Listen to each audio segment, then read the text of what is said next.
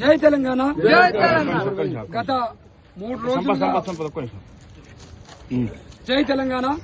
గత 3 రోజులుగా ఏదైతే రాష్ట్రంలో సెన్సేషన్ గా అవుతున్నటువంటి క్యాతంపల్లి మున్సిపాలిటీ పరిధిలో మరి బాలకృష్ణన్న గారి పైన ఒక ఉద్యమ నాయకుడి పైన కుట్రలు పన్ని ఈరోజు ఒక్క నాయకుడిని అరెస్టు చేయడానికి 500 మంది పోలీసులు మరి ఏకదాటిగా 2 రోజులు హైడ్రామా క్రియేట్ చేసి ఎట్టకేలకు నిన్న ఈ ఏదైతే ఈ మంత్రి ఉన్నాడో ఆయనకు పాలన చేతగాక మరి ఈ రోజు బీఆర్ఎస్ నాయకుల పైన దాడులు చేస్తూ కేవలం దౌర్జన్యాలతోనే ఆయన పబ్బం గడుపుతున్నటువంటి మంత్రి వివేక్ ఏదైతే మరి ఉద్యమ నాయకుడిని బాలకృష్ణన్న అరెస్టు చేసిరో దానికి నిరసనగా ఈరోజు రాష్ట్ర వ్యాప్తంగా కూడా మరి అన్ని జిల్లా కేంద్రాల్లో ఈరోజు దిగ్బంధం చేయడం జరిగింది. దానిలో భాగంగానే ఈరోజు చెన్నూరు నియోజకవర్గంలోని మా పార్పల్లి వద్ద మరి నేషనల్ హైవే మీద దిగ్బంధం చేయడం జరిగింది.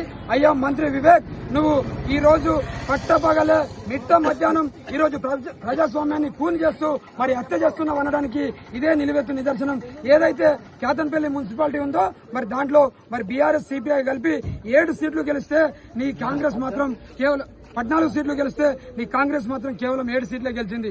మరి 7 సీట్లు గెలిచినటువంటి నీకే గంతుంటే 14 సీట్లు గెలిచినటువంటి మాకెంత ఉండాలి? మరి అధికార పార్టీ అని నువ్వు ఇష్టమున్న రీతిగా నీ విధానంతో నీ వైఖరితో ఈ రోజు ప్రజాస్వామ్యాన్ని కూని చేస్తూ మరి ప్రజలపైన బీఆర్ఎస్ నాయకులపైన అనేక రకాలుగా ఇబ్బందులు పెడుతూ మరి గగ్గోలు పెడుతూ మొన్న ఏదైతే నువ్వు రాళ్లతోని కాంగ్రెస్ నాయకులతోని దౌర్జన్యం చేయించినవో మరి బీఆర్ఎస్ నాయకులను బీఆర్ఎస్ కౌన్సిలర్లను నువ్వు కౌన్సిల్ కు పోకుండా అడ్డుకొని 2 రోజులు హైడ్రామా క్రియేట్ చేసి ఒక రోజు మేము కావాల్సుకొని పోలీసులతో టైం పాస్ చేయించి ఆ రోజు వాయిదా పడిసినావు. మరి 2వ రోజున సాఫీగా పంపిస్తావు అనుకుంటే 2వ రోజు కూడా పంపించకుండా ఆ రోజు కూడా హైడ్రా చేసి మరి ఎట్టకేలకు బాలకృష్ణన్న గారిని అరెస్టు చేస్తేనే నువ్వు అన్నం తింటావు అన్నటువంటి నీ యొక్క చిరకాల స్వప్నం, నీ యొక్క చిరకాల వాంఛ నెరవేరింది. ఇప్పటికైనా నీ విధానం మార్చుకో. నిజంగా సిగ్గుచాటు, ఇది ఒక బ్లాక్ డే.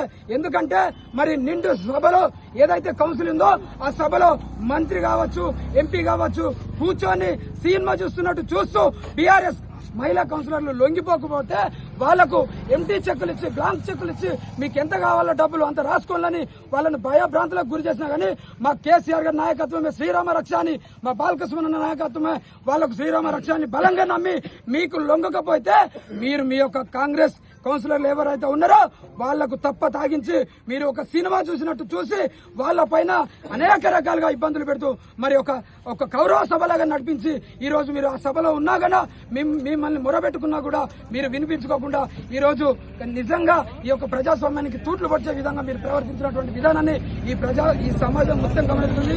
ఇప్పటికైనా నీ విధానం మార్చుకో.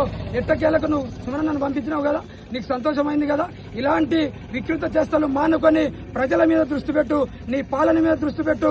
లేకపోతే నువ్వు తప్పకుండా ఈ ప్రజాక్షేత్రంలో నిన్ను నగ్నంగా తిప్పేటువంటి రోజులు దగ్గరలో ఉన్నాయి. నీకు ఈ ప్రజలే బుద్ధి చెప్తారని తెలియజేస్తూ ఒక్క బాలకృష్ణన్న అరెస్టు చేసినావు. కానీ ఈ రోజు వందలాది బాలకృష్ణన్నలు, వందలాది ఉద్యమ నాయకులు ప్రతి గ్రామం నుండి పుట్టుకొస్తారు. ఖబర్దార్, ఉద్యమ నేపథ్యం గల మేము నాయకులం, ఉద్యమం నుండి పుట్టుకొచ్చిన వాళ్ళం, బాలకృష్ణన్న శిష్యులం, కేసీఆర్ గారి అభిమానులం. నువ్వు ఎన్ని కేసులు పెట్టినా అంతకు రెట్టింపుగా మేము ఉద్యమిస్తాం.